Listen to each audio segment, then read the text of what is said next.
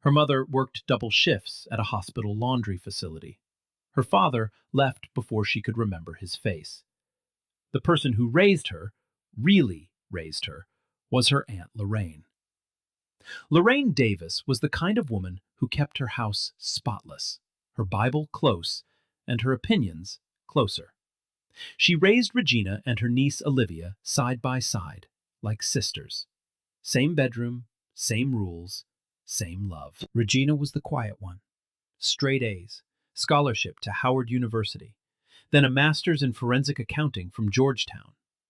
By 28, she had a badge, a federal salary, and a desk at the FBI's Financial Crimes Unit in Washington, D.C. She spent her days tracing dirty money through shell companies, fake invoices, and offshore accounts. She was good at it.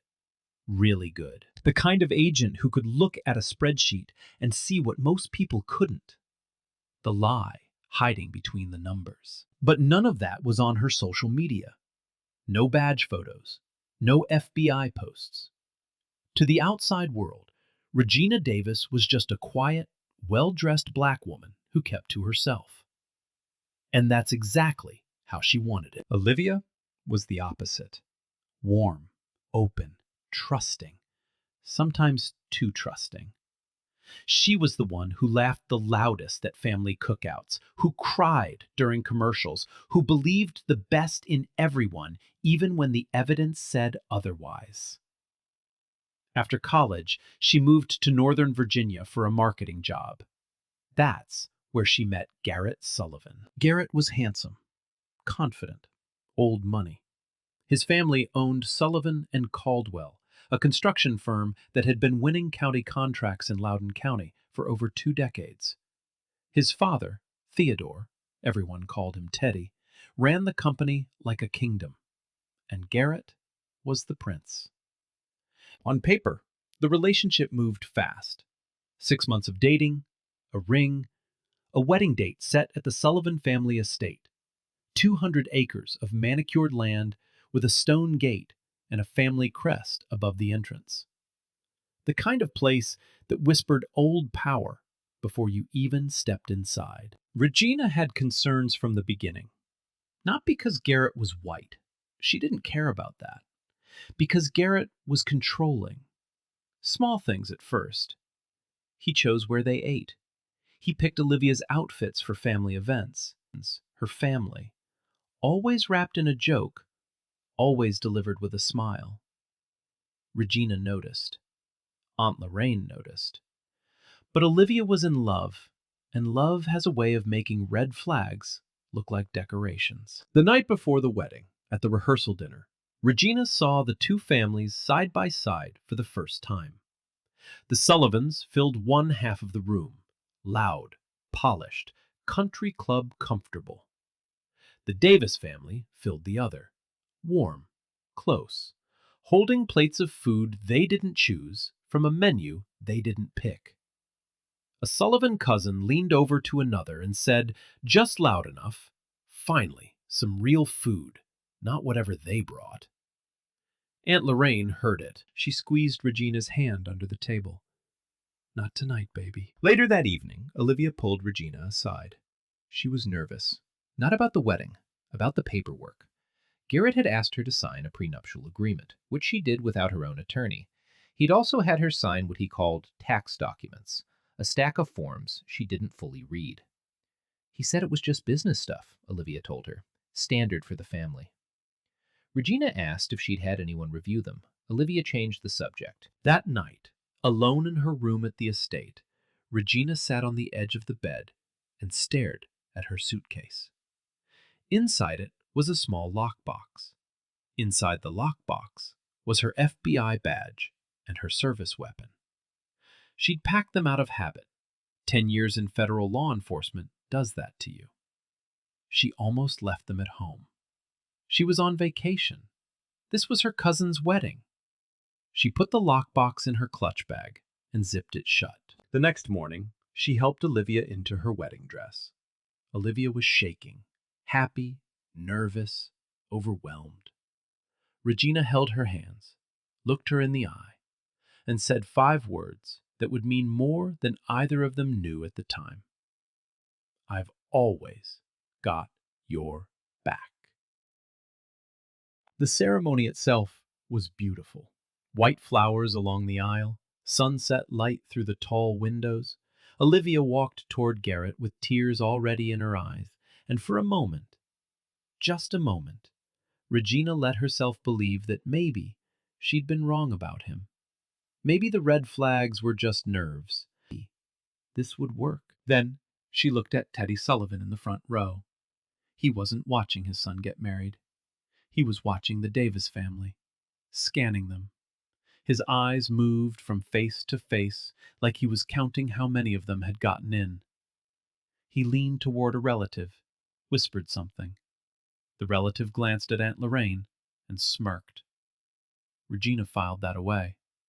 She filed everything away.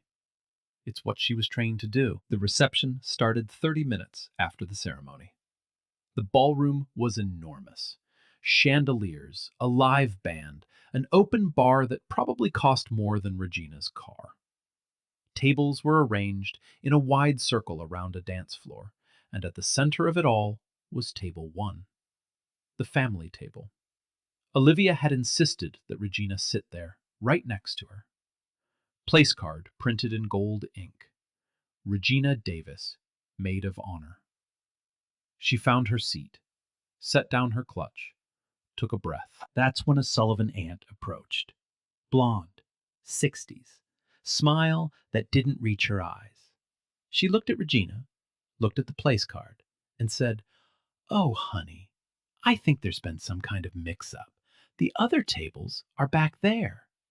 She gestured vaguely toward the rear of the ballroom, where the catering staff was setting up. Regina picked up her place card and held it so the woman could read it. "My name is right here." The aunt blinked, opened her mouth, closed it, walked away without another word. A black woman on the catering staff, her name was Denise Coleman, caught Regina's eye from across the room. They didn't know each other, but the look they exchanged said everything. Denise had seen the whole thing. She'd seen it because she'd been on the receiving end of looks like that her entire career. Remember, Denise, she matters later. The first hour of the reception was tolerable. Music, dancing, polite small talk between two families who had nothing in common except the couple on the dance floor. Regina stayed close to Olivia, kept her glass full of water, and watched.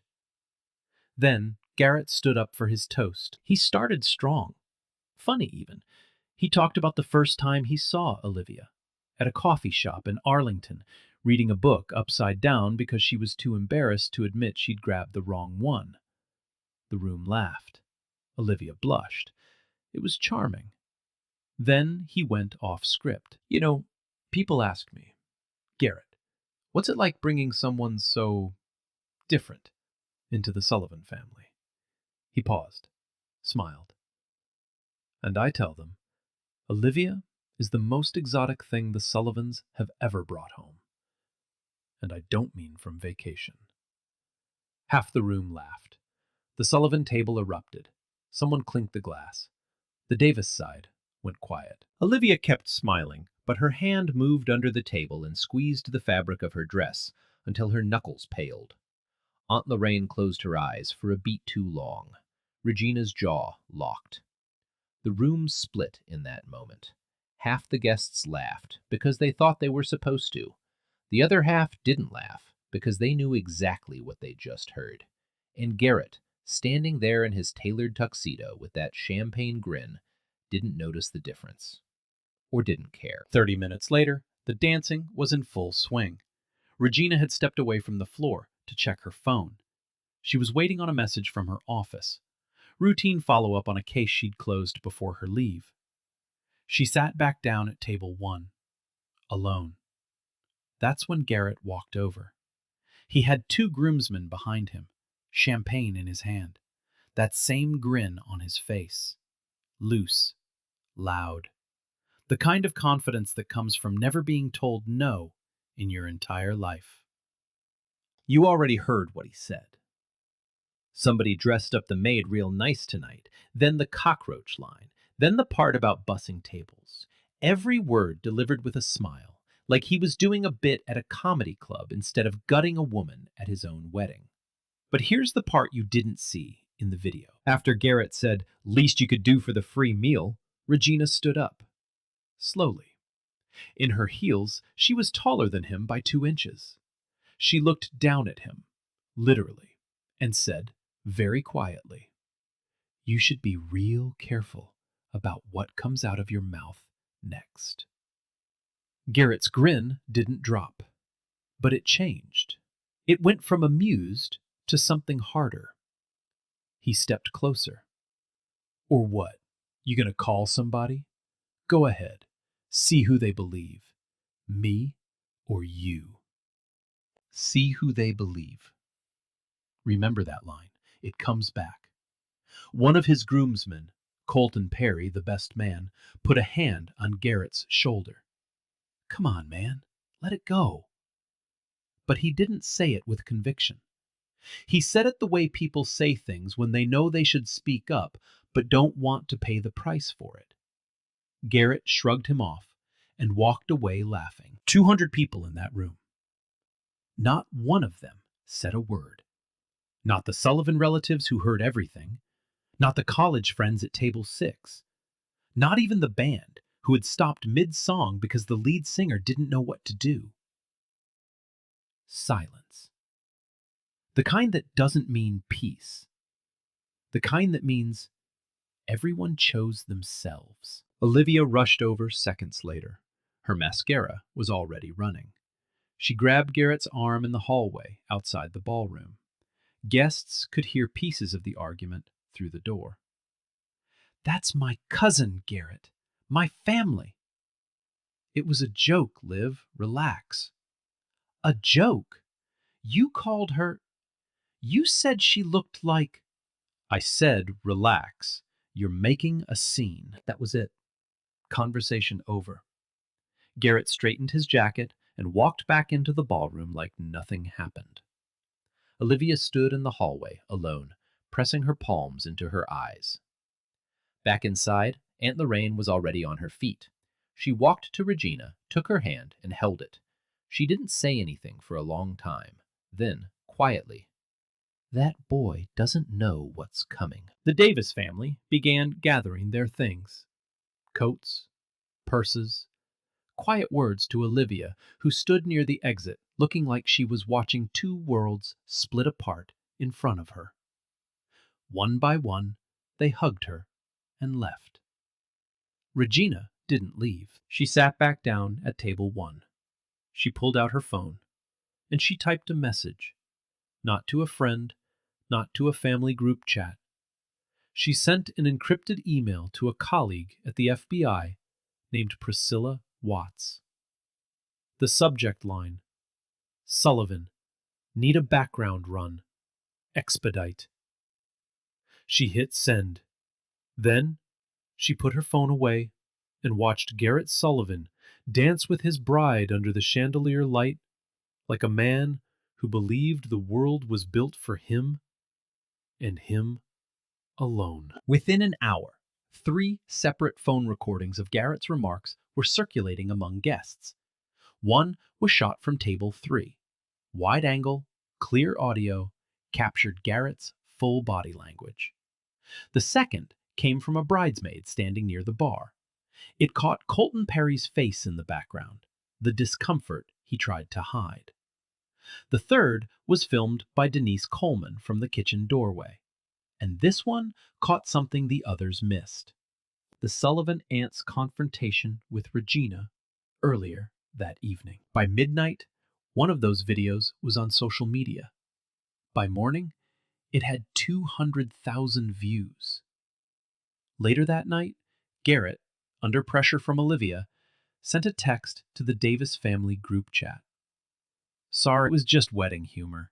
No hard feelings." Aunt Lorraine read the message out loud to the family gathered in her living room. Nobody spoke. Then she locked her phone, set it down on the table, and said one thing: "That boy has no idea. Nah, hold on. A cockroach? He called her a cockroach at his own wedding. And nobody said a word. 200 people just sat there. Imagine that's your sister, your mother, your daughter.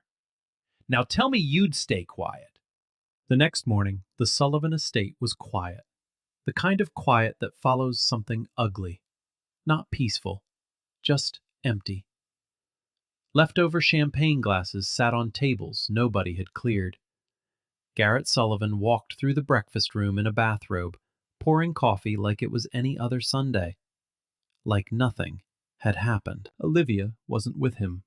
She'd spent the night in a guest room on the opposite side of the house. Door locked. Phone-ins under a video she wished didn't exist. Some of them were defending Garrett. Most of them weren't.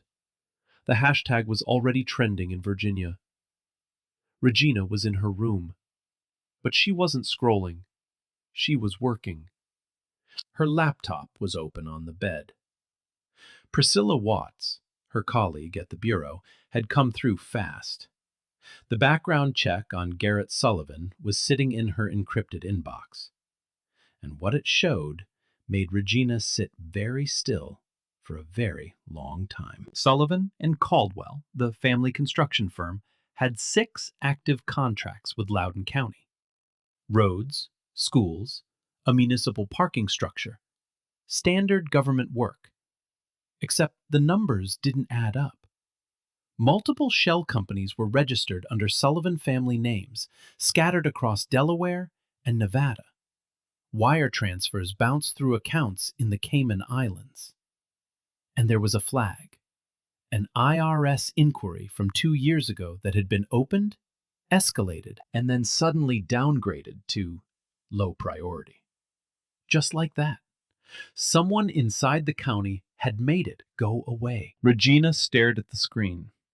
She'd spent a decade reading financial records. She knew what clean money looked like. And this wasn't it. This wasn't even close. But here's where it got complicated. Regina was on leave. This wasn't her assigned case.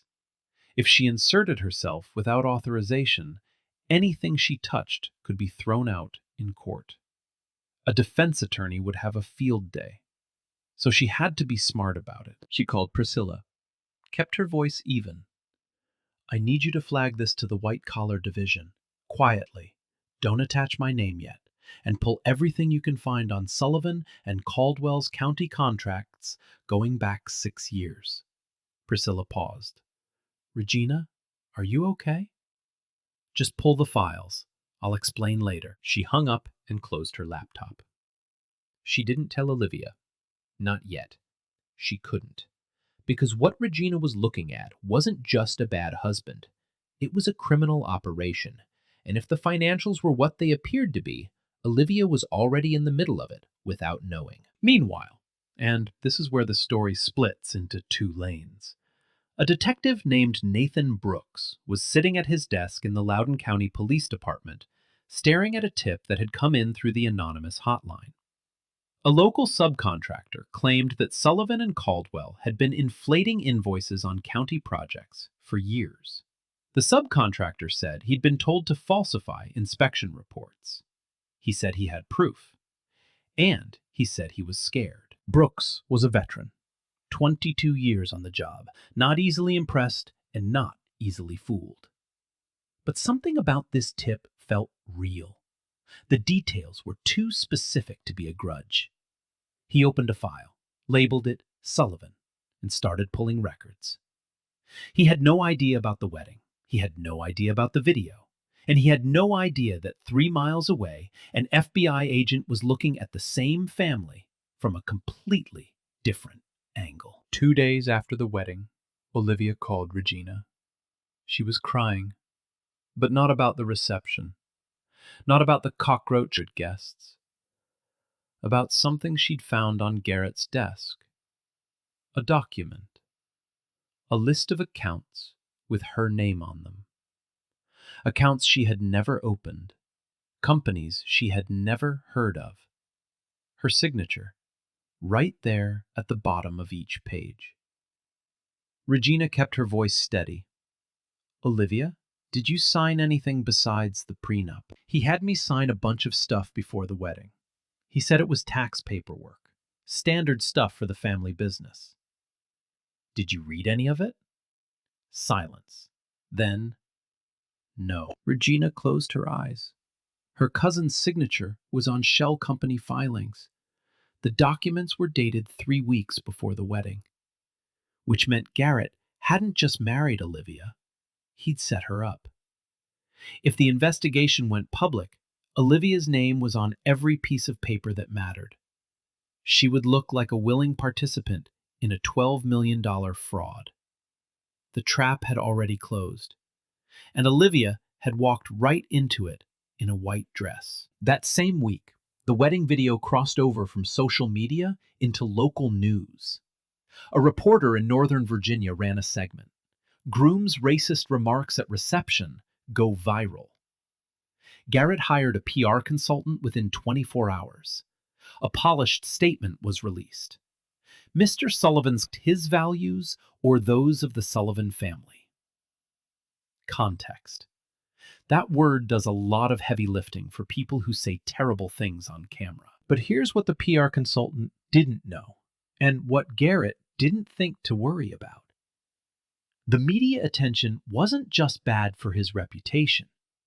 It was putting a spotlight on Sullivan and Caldwell.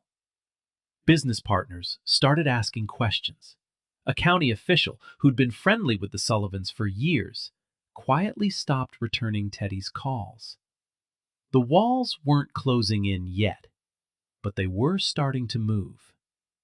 2 weeks after the wedding, Detective Nathan Brooks hit a wall. He'd been pulling records on Sullivan and Caldwell every day since that anonymous tip came in. And the more he pulled, the worse it looked. Inflated invoices on at least 3 county contracts. Line items that didn't match the work completed. Payments routed to companies that had no employees, no offices, and no reason to exist, except to move money. But every time Brooks pushed deeper, something pushed back. The county clerk's office was slow to respond. A supervisor called him in and said, "Nathan, I'm not telling you to drop it.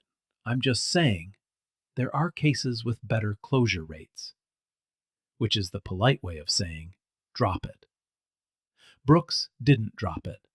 He called a contact at the Virginia State Attorney's Office, laid out everything he had: shell companies, fake invoices, an IRS inquiry that mysteriously went cold. She listened.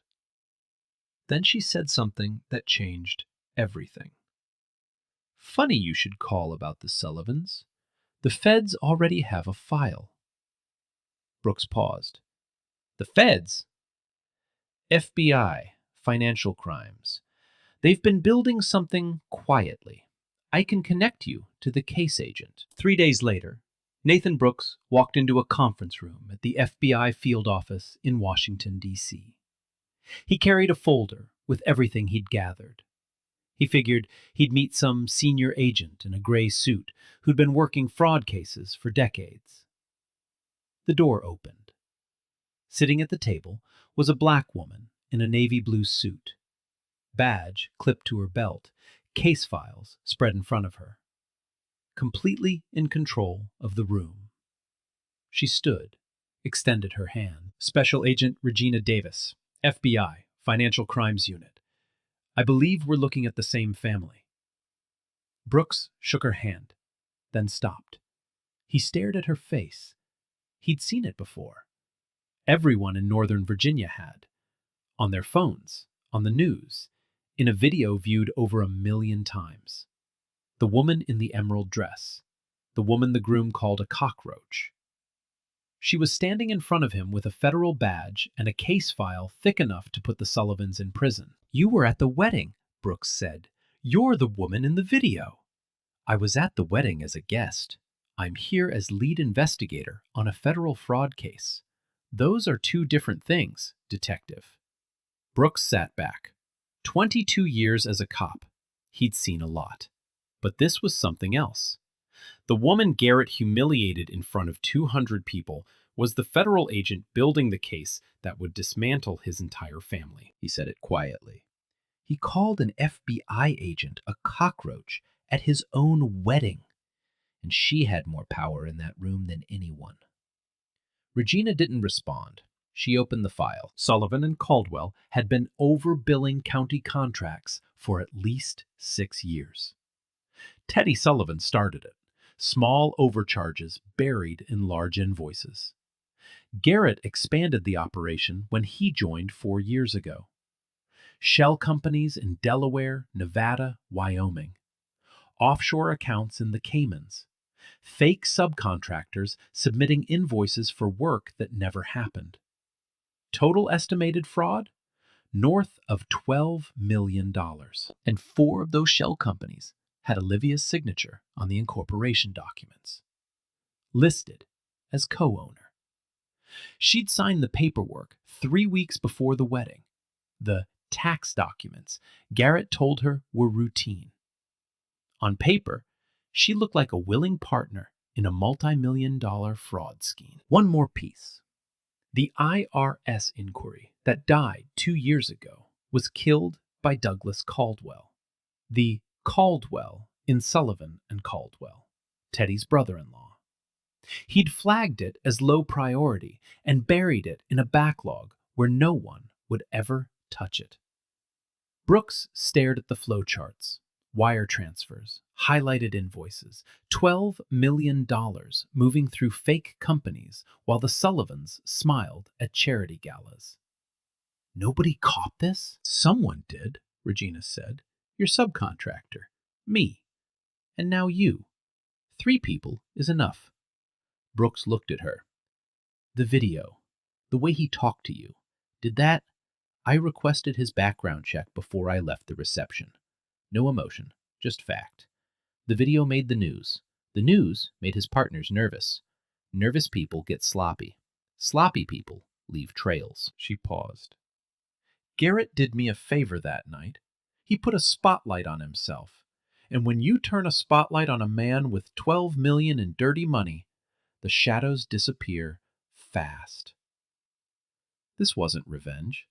This was a federal agent doing what she was trained to do. Follow the money. Build the case. Let the evidence speak louder than any insult. But one thing made this case different from every other file on her desk. Olivia, her cousin, her sister in everything but blood. The woman she helped into a wedding dress and promised, I've always got your back. That promise wasn't just words anymore. If Regina made a single mistake, a defense attorney would argue Olivia was complicit. And the woman who walked into that marriage trusting the wrong man would walk into a courtroom carrying his crimes. Regina couldn't let that happen. Which meant this case had to be airtight. No shortcuts, no emotion, no room for a single crack. 3 weeks after the wedding, Regina and Brooks were now working in parallel. She led the federal investigation. He handled the local angle. Everything by the book. Because if even one piece of evidence was obtained the wrong way, the Sullivans' lawyers would tear the whole case apart. And the Sullivans could afford very good lawyers. The first witness came forward on her own. Denise Coleman, the black woman on the catering staff, the one who caught Regina's eye across the ballroom that night, the one who filmed the Sullivan aunt confronting Regina from the kitchen doorway. Denise had worked for a catering company that Sullivan and Caldwell had contracted for corporate events. She'd done 4 jobs for them over the past year, and every single time, something was off.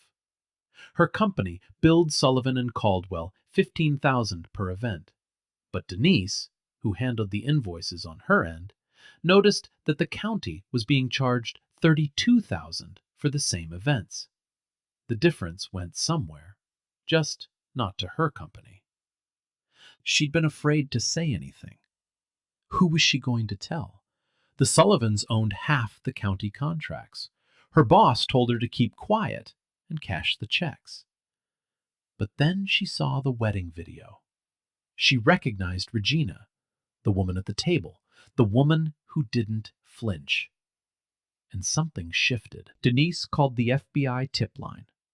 2 days later, she was sitting across from Regina in a conference room, handing over pay stubs, invoices, and emails that showed a clear pattern. Sullivan and Caldwell was double billing on every catering contract. The county paid full price. The vendor got half. The rest vanished into one of Garrett's shell companies. Witness number 2 was harder to get. Colton Perry, Garrett's best man, the one who put his hand on Garrett's shoulder at the reception and said, "Come on, man, let it go." The one who looked at the floor while his best friend called a woman a cockroach. Colton had been carrying that moment ever since. Not because he was a hero. He wasn't. He stayed quiet when it mattered. He laughed when he should have spoken. But guilt is a slow poison, and Colton had been drinking it for 3 weeks. What tipped him over wasn't the video. It was something older. Colton had worked at Sullivan and Caldwell's office the summer after college, a temporary gig, filing, copying, running errands for Teddy. And one afternoon, he walked into Teddy's office to deliver a package and found the old man feeding documents into a shredder. Not 1 or 2 pages, stacks. Colton saw the IRS letterhead before the pages disappeared. Teddy looked up, smiled, and said, "Spring cleaning." Colton never mentioned it to anyone. Until now. He agreed to cooperate in exchange for immunity consideration. He gave a signed statement describing the shredding in detail. Dates, approximate volume, the IRS letterhead he recognized. It wasn't enough to convict on its own, but it was enough to prove that Teddy Sullivan knew about the IRS inquiry and deliberately destroyed evidence. Witness number 3, Harold Simmons, the subcontractor who had originally called the anonymous tip line that put Brooks on the case. Harold ran a small paving company.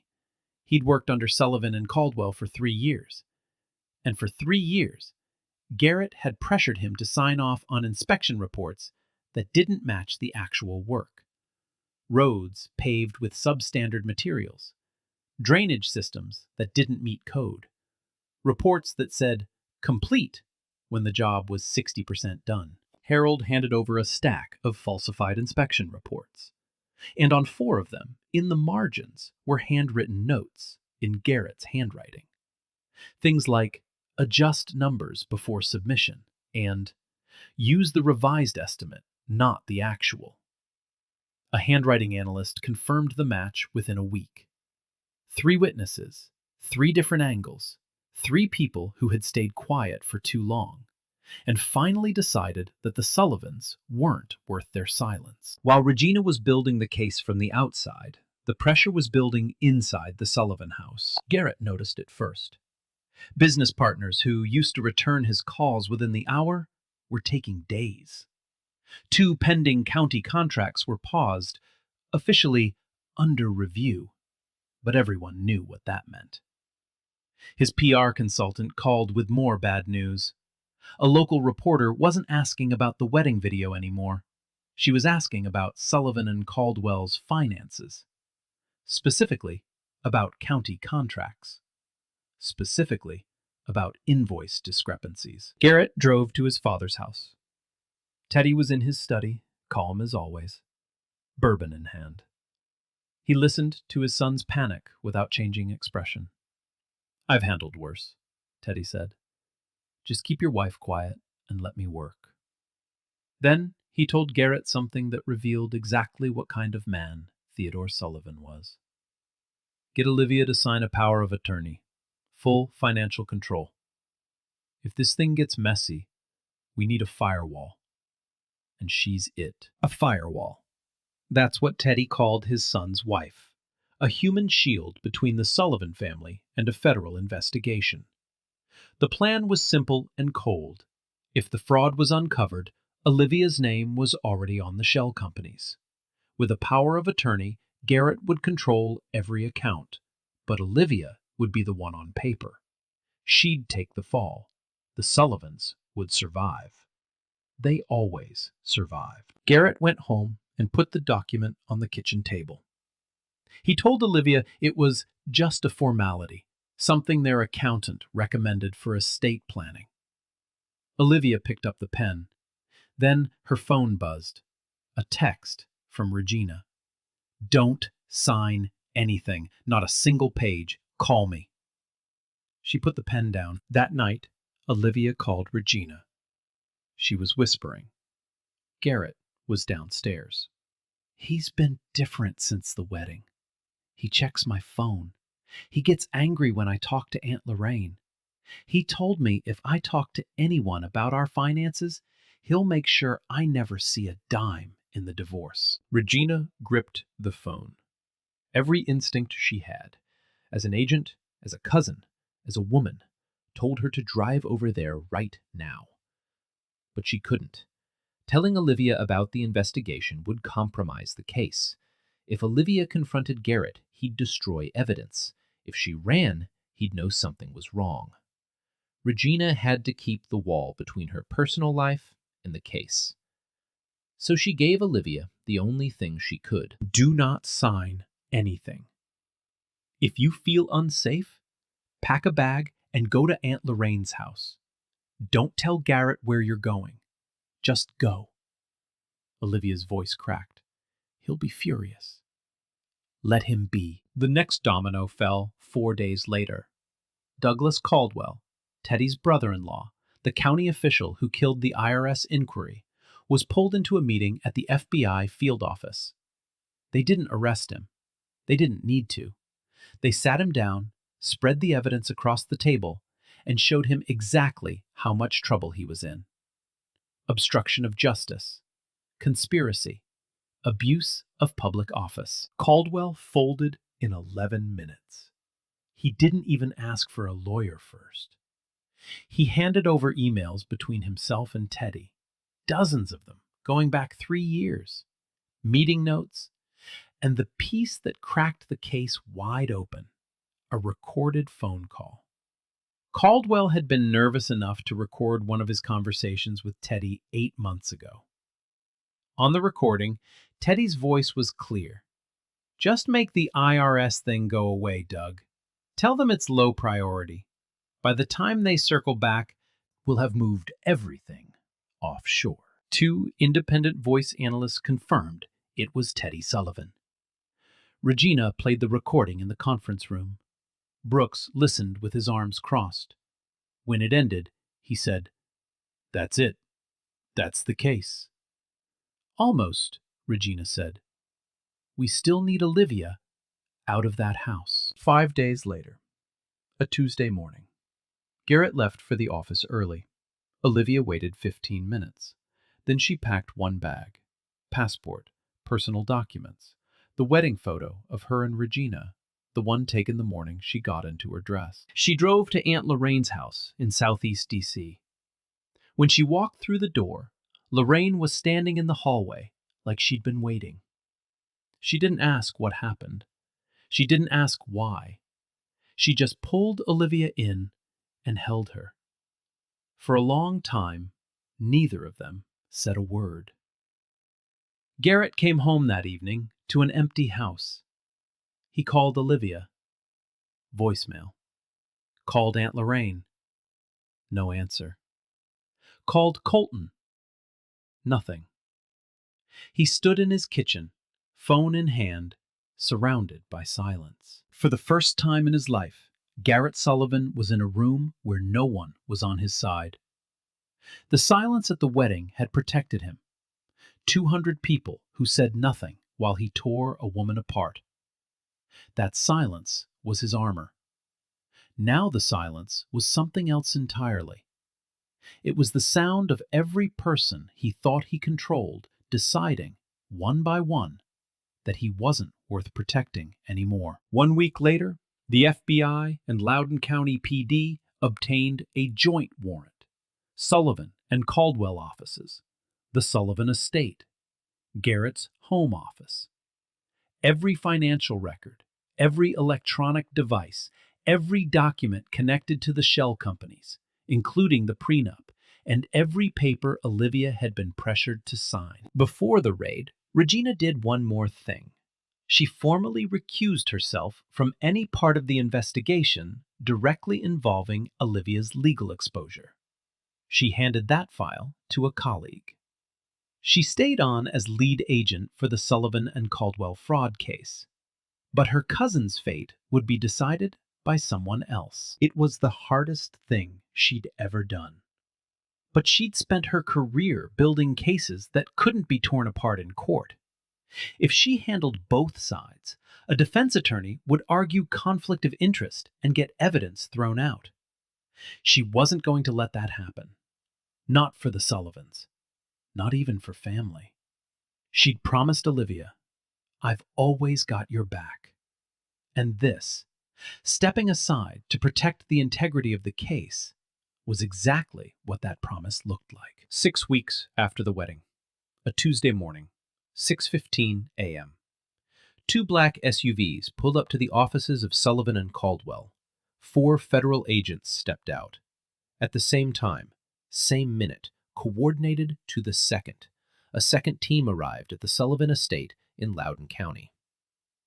Garrett Sullivan answered the door in a bathrobe, hair uncombed, coffee still in his hand. When he saw the badges, the color left his face like someone had pulled a plug. He said 5 words. "Do you know who my father is?" The lead agent, not Regina, she was coordinating from the field office, didn't hesitate. "Yes, sir. He's being arrested right now." Garrett's coffee hit the floor. Across town, Teddy Sullivan was escorted out of his home in handcuffs. He didn't resist. He didn't say a word. He just stared straight ahead like a man who had always believed this day would never come and couldn't process the fact that it had. The charges were laid out that afternoon. Federal indictment. Grand jury. Theodore Teddy Sullivan. 16 counts of wire fraud. 4 counts of money laundering. 2 counts of obstruction of justice. 1 count of conspiracy to defraud the United States. Garrett Sullivan. 12 counts of wire fraud. 3 counts of money laundering. 2 counts of filing false documents. 1 count of witness tampering for pressuring Olivia to sign documents under false pretenses. Douglas Caldwell. Cooperation agreement. Reduced charges in exchange for full testimony against both Sullivans. The mugshots were taken that same day. The narrator in me wants to describe the look on Garrett's face in his booking photo. But honestly, you already know what it looked like. It looked like a man who spent his whole life believing the rules didn't apply to him, standing in a room where the rules were the only thing that mattered. The same face that smirked at Regina across that ballroom, the same mouth that called her a cockroach, now flattened by the weight of 23 federal charges and the very real possibility of spending the next 3 decades behind bars. Now, Olivia. This was the part that kept Regina up at night. Her cousin's name was on those shell companies. Her signature was on incorporation documents. On paper, she looked guilty. A prosecutor who didn't know the full story could easily have included her in the indictment. But the evidence told a different story. Olivia had no access to the accounts. She received no funds. She had no knowledge of the company's activities. The signatures were obtained through deliberate misrepresentation. Garrett told her the documents were tax paperwork. Regina's early intervention, Olivia's cooperation, and Colton Perry's testimony all confirmed the same thing. Olivia Moore was not a partner in the fraud. She was a tool of it. The federal prosecutor reviewed the file and made the call. Olivia was not charged. She was classified as a victim of financial coercion.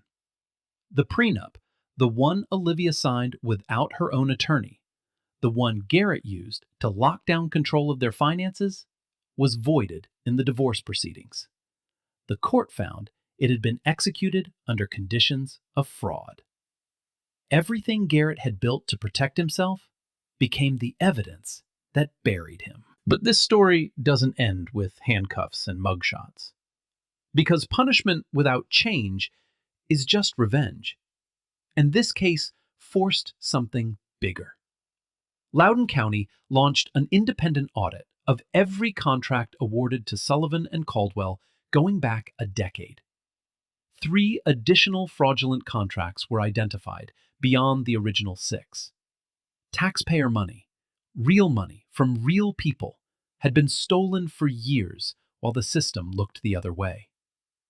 The County Inspector General's office implemented new oversight procedures, mandatory third-party invoice verification on all construction contracts, independent review of any inquiry flagged as low priority, the kind of safeguards that should have existed all along, but didn't because the people in charge trusted the people with money. Douglas Caldwell resigned from his county position. His replacement was hired through an open, competitive process.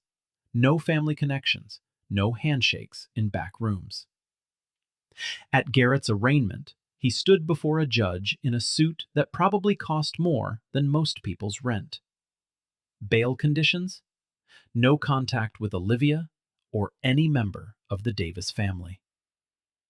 As he was led out of the courtroom, a reporter shouted, "Mr. Sullivan, do you have anything to say to your wife's family?" Garrett said nothing.